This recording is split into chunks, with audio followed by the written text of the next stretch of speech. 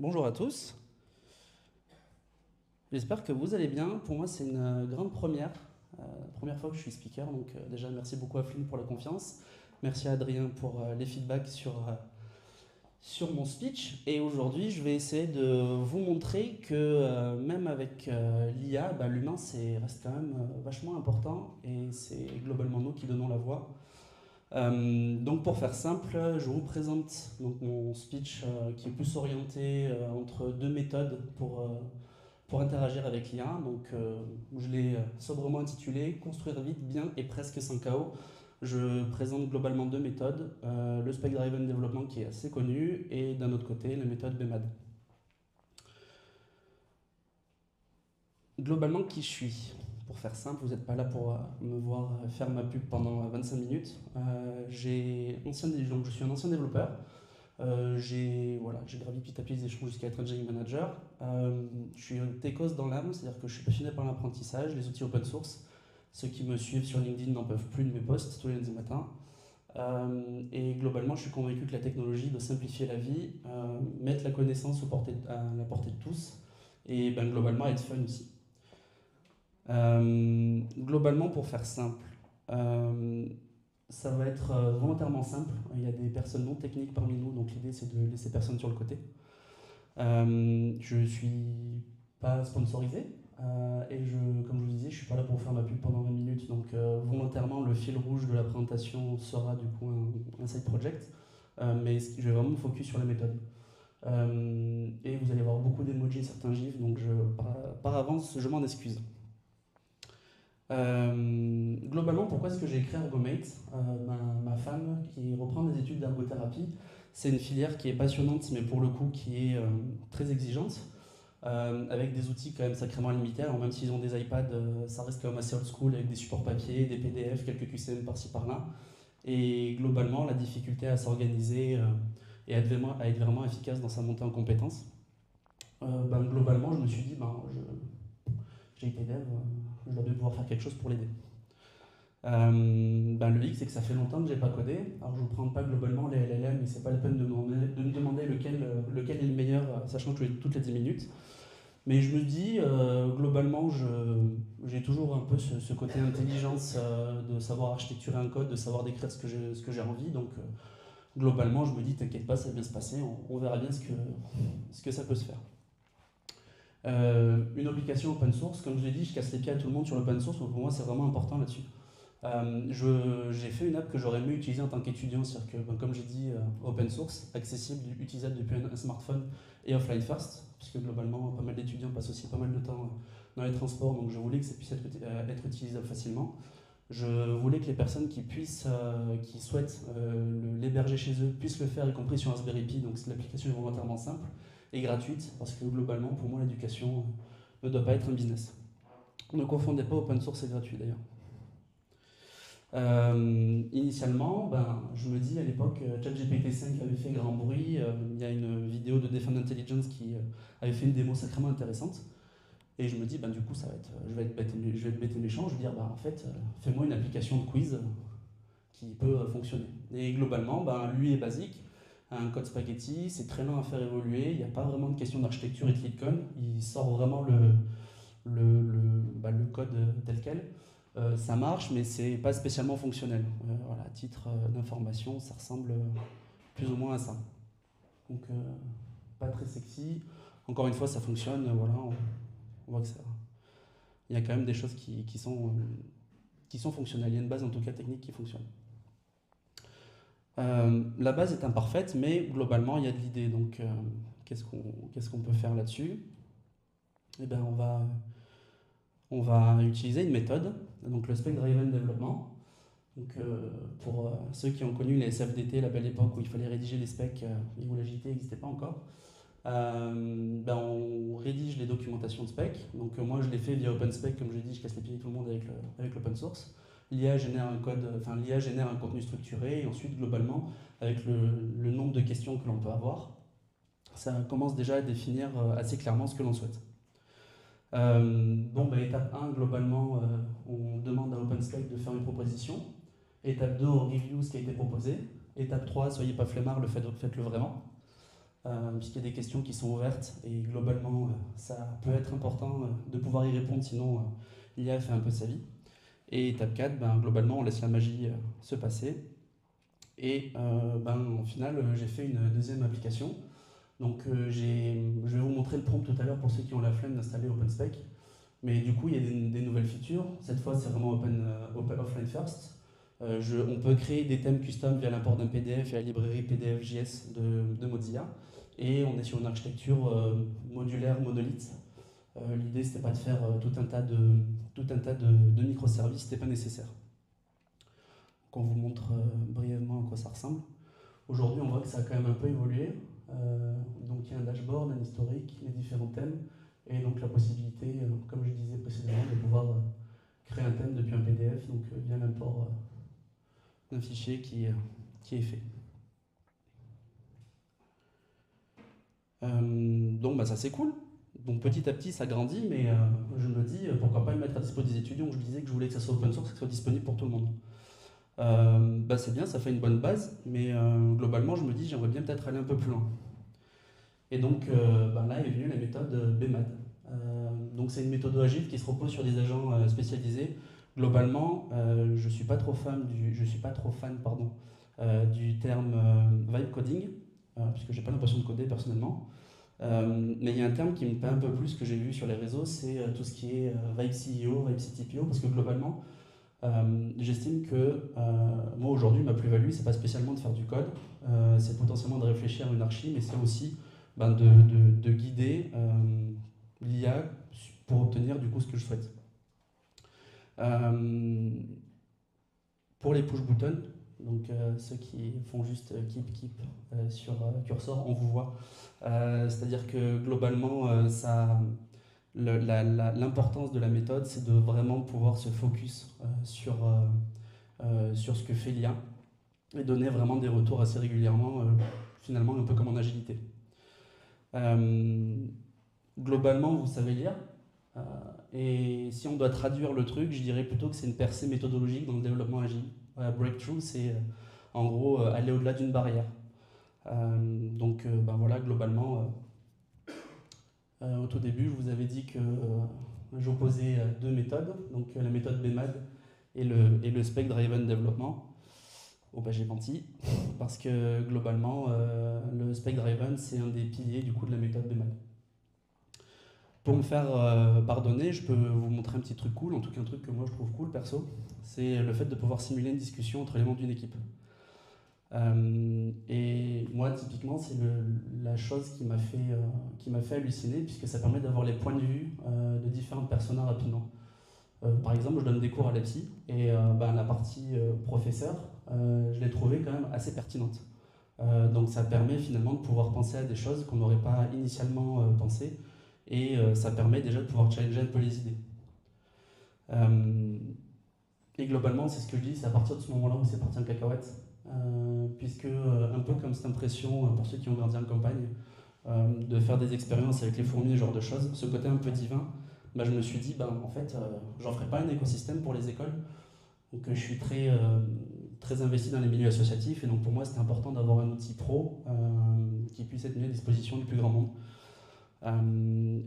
Globalement, je crois que c'est parti un peu trop vite en cacahuète de mon côté, puisque j'ai été un peu emballé par les outils style CrewAI ou N8N avec des automatisations, où l'idée c'était de produire un orchestrateur complet en une seule passe, et globalement c'était inexploitable.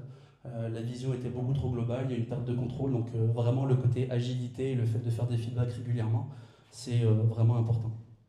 Globalement, voilà à quoi ça ressemble. Bon, dégueulasse quoi, pour faire simple. Moi, ce que j'aime bien, c'est le fait d'itérer. L'idée, c'est qu'on pense plus vraiment en sprint par sprint, mais plus en feature par feature. Il y a ma femme présente ici dans la salle globalement, je lui casse les pieds à chaque fois avec la théorie du petit pas. Donc, c'est à chaque fois, on fait un pas après l'autre et puis on verra ce que ça donne. En fait, on est clairement là-dedans. Et le nerf de la guerre là-dessus, c'est d'être très précis dans ce qu'on demande, même si la méthode BMAD permet d'organiser les choses. On peut très vite se retrouver à faire beaucoup de choses. Et donc vraiment l'idée c'est d'être vraiment focus. Pour moi l'étape la plus importante c'est l'étape numéro 1. Donc globalement, je vais vous montrer un petit peu le chat, que vous voyez un peu à quoi ça ressemble. Donc pour interagir, donc là c'est la version BMAT V4 qui est, vous voyez, j'ai beaucoup discuté avec lui.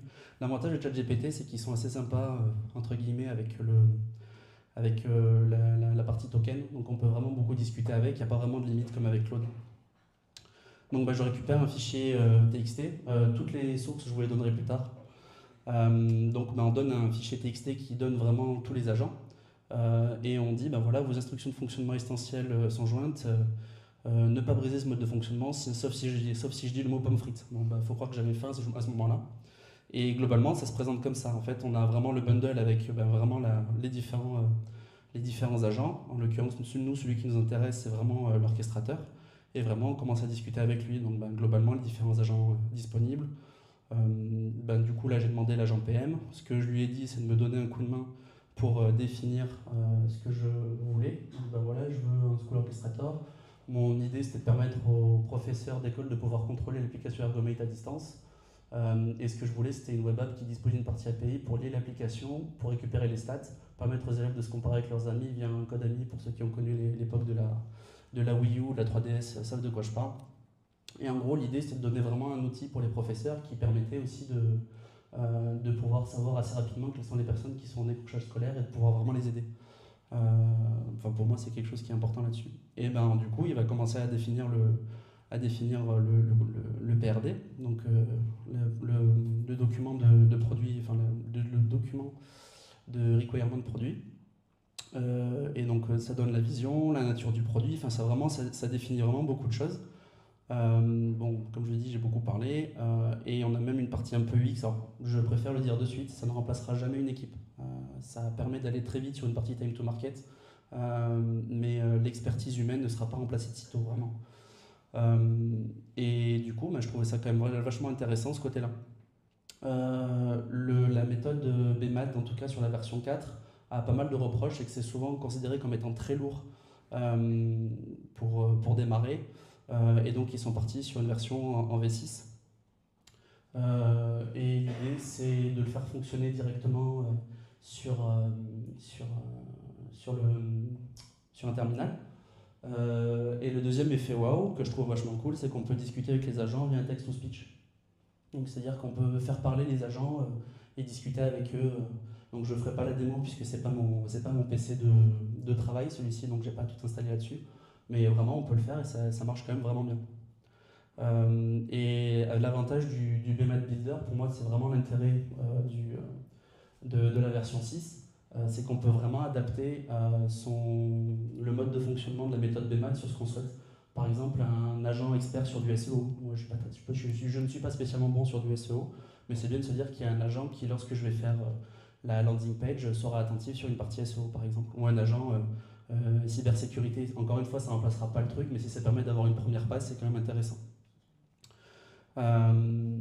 Pour faire simple, en gros, il y avait pas mal de choses. C'était trop rigide sur la partie de développement logiciel, très centré sur l'anglocentrisme, sur les agents qui ne sont pas modifiables facilement. Et le fait de créer ces workflows était complexe. Tout ça, c'est résolu par la V6, où le cœur fonctionne en tant que tel. Et la version, on peut créer des plugins par-dessus. Globalement, je retourne un peu sur Ergomate. L'idée, c'était de faire un front et un back qui évoluent sans tout casser. Donc chaque feature est mise à l'épreuve d'un usage réel avant d'aller plus loin. J'ai pas du X. Donc globalement, il faut quand même que je puisse tester de mon côté l'application si je trouve que au moins il y a les premières bases fonctionnelles. Les endpoints qui sont câblés qui sont testés avant d'être câblés dans l'UI. Je voulais éviter l'effet démo ce soir, donc j'ai absolument fait un faker avant. J'ai confiance, mais pas trop non plus. Chaque feature possède son propre langage de test. L'idée, c'est de pouvoir valider assez rapidement. Mon souhait, c'est que comme je me suis basé sur le faker pour vraiment avoir un ersatz de fonctionnalité, je voulais quand même que je puisse avoir un bouton. En tant qu'ancien développeur et forcément un peu flemmard là-dessus, je voulais pouvoir tester les features et voir un peu la partie comparative entre le faker et le backend réel pour éviter globalement les régressions. Et ensuite, ce que j'ai demandé, puisque là en l'occurrence je l'utilisais sur la BMAT V4, Donc je discutais entre guillemets, c'est bizarre de dire de discuter avec une IA. Je discutais du coup avec ChatGPT et je lui demandais de faire un prompt qui me permettait du coup de pouvoir balancer ça sur Void, le concurrent open source de Cursor, qui peut tourner avec des modèles en local d'ailleurs si jamais vous avez une machine un peu compétente. Le prompt est gigantesque en fait, tout simplement. L'idée, c'est, pour moi, c'est presque ça qu'il faudrait que je donne à mes élèves quand je suis à l'EPSI en termes de prompt. Parce que là, vraiment, en termes de contexte, vraiment tout y est. On a vraiment, donc là, l'idée, c'était de mettre en place la brique administrateur du campus de bout en bout avec le back-end, le fake router, etc., l'analyse préalable. Bon, voilà, globalement, ça fait 17 pages, donc je vous laisserai encore une fois y jeter un coup d'œil. Mais l'idée, c'est que vraiment, je voulais vraiment qu'il y ait des tests et je voulais vraiment que tout puisse fonctionner de façon efficace pour limiter vraiment les retours encore et encore là-dessus.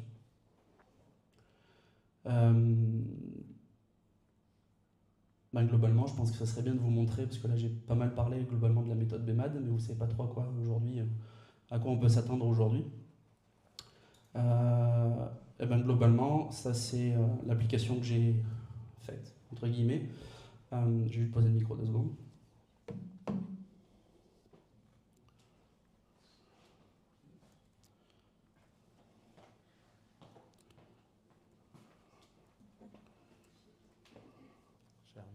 Oh, celui-là ne marche pas. Merci mon ami. Donc comme ça, comme vous pouvez voir, du coup, on a vraiment la partie dashboard étudiant qui fonctionne plutôt bien. On a vraiment toutes les features. Alors encore une fois, c'est vraiment une partie démo, mais l'idée c'est que voilà, en fait, on arrive sur quelque chose d'assez fonctionnel avec le fait de pouvoir créer ces différents thèmes.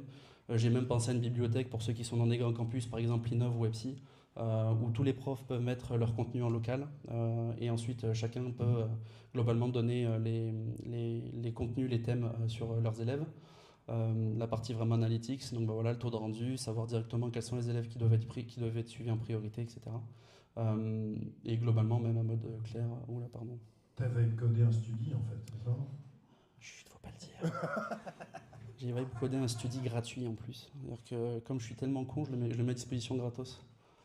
Et donc la partie test, parce qu'ayant été testeur par le passé, c'est souvent le parent pauvre en tout cas. Donc moi, c'était vraiment important de pouvoir le tester vraiment en temps réel. Donc là, voilà, je teste, je vois que ça fonctionne assez rapidement. Je sais que sur la partie sociale, par exemple, le directeur n'y a pas accès. Bon, mais je sais que l'API réagit correctement. Donc voilà, en fait, pour moi, c'était vraiment important. Merci beaucoup, Pierre. Pour moi, l'idée, c'était vraiment important. Encore une fois, je vous donne tous les liens. L'idée, c'est pas de faire spécialement ma pub. Je vous donnerai vraiment tous les liens pour que vous puissiez faire de muse avec. Péter la prod, allez-y. L'idée, c'est vraiment parler vraiment de la méthode. Globalement, vibe coding ou BEMAD. Ah, c'est peut-être pas le mot que j'ai montré. Celui-là, peut-être. Ouais. Donc je disais vibe coding ou BEMAD. Perso, je m'éclate vraiment à discuter d'archi logiciels. Par exemple, il y a un nouveau backend qui s'appelle nhost, encore une fois open source, qui peut être câblé à votre IDE préféré via MCP. Bon, je laisserai Laurent expliquer mieux que moi ce que c'est un MCP. Mais moi, typiquement, ça m'a presque donné plus envie de mettre les mains dans le cambouis. En fait, la production de code me stresse presque plus. Moi, par exemple, pour la création de thèmes via un PDF, l'idée de le câbler avec un DeepSeek OCR pour pouvoir même avoir les schémas dans les PDF et l'intégrer directement avec Chart.js ou Mermaid, en fait, pour moi, je suis persuadé que ça peut être fait en 1 heure. Et pour vraiment faire du prototypage et pour aller très vite pour faire du time to market, en fait, ça marche vraiment super bien. Et vraiment, pour moi, il y a 2 choses qui sont vraiment intéressantes. C'est que d'un côté, je fais quand même un petit aparté entre BEMAD et OpenSpec / Spec Driven Dev. C'est que d'un côté, on a vraiment BEMAD qui est vraiment piloté par le processus, avec l'humain qui est vraiment un orchestrateur de haut niveau, là où le Spec Driven, l'humain est un metteur en œuvre. On implémente vraiment à un niveau macro et on opère à un niveau macro. Et globalement, je trouve que les 2 méthodes sont vraiment intéressantes, puisque ça permet, pour le coup, de pouvoir faire des choses assez intéressantes assez rapidement. L'approche vibe, donc moi c'est ce que je disais au final de la phrase, taper des prompts vagues, des noms spécifiques dans une fenêtre de chat est une impasse pour tout projet sérieux. Je le dis, je le répète là-dessus, c'est que l'approche vibe, c'est cool, comme je disais avec ChatGPT, j'ai pu avoir l'espèce de prototype que je vous ai montré au tout début en très peu de temps. Ah, j'ai fait les 20 minutes. Ça permet d'avoir un démarrage très vite, c'est très rapide sur les tout petits projets, donc ça c'est quand même vraiment intéressant, mais le plafond de verre technique est très très bas, c'est-à-dire que dès le début, on a un code qui est, sauf si vraiment vous avez un prompt assez spécifique, mais dès le début, le code, vous savez que vous allez le foutre à la poubelle, vraiment à l'image d'un POC, tout ce qui est de plus classique. Là où l'approche des MAD, c'est un investissement initial qui est vraiment beaucoup plus lourd, la charge cognitive est déplacée, c'est-à-dire qu'on code quasiment plus, on spécifie. Avec l'aide d'agents, mais on spécifie quand même. Globalement, maintenant, on arrive à avoir quelque chose qui est scalable et maintenable beaucoup plus facilement. Demain, pour moi, le métier de développeur disparaîtra pas du tout. C'est-à-dire que toutes les personnes qui vous annoncent je vais te remplacer par une IA, bonne chance. Puisque l'idée, c'est que pour moi, le fait de savoir lire le code, c'est presque plus important que de savoir l'écrire. Il faut vraiment être capable de penser en workflow et en user journey plus qu'en fonction. Et encore une fois, c'est nous qui montrons la voie à suivre. Donc il ne faut pas utiliser l'IA de manière passive, il faut être capable, il faut l'utiliser pour avancer.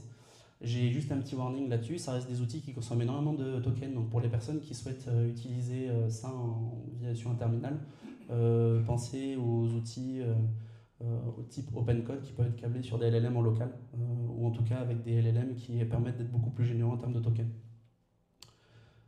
Et j'ai beaucoup appris personnellement avec ça, c'est-à-dire que j'ai plusieurs projets en parallèle.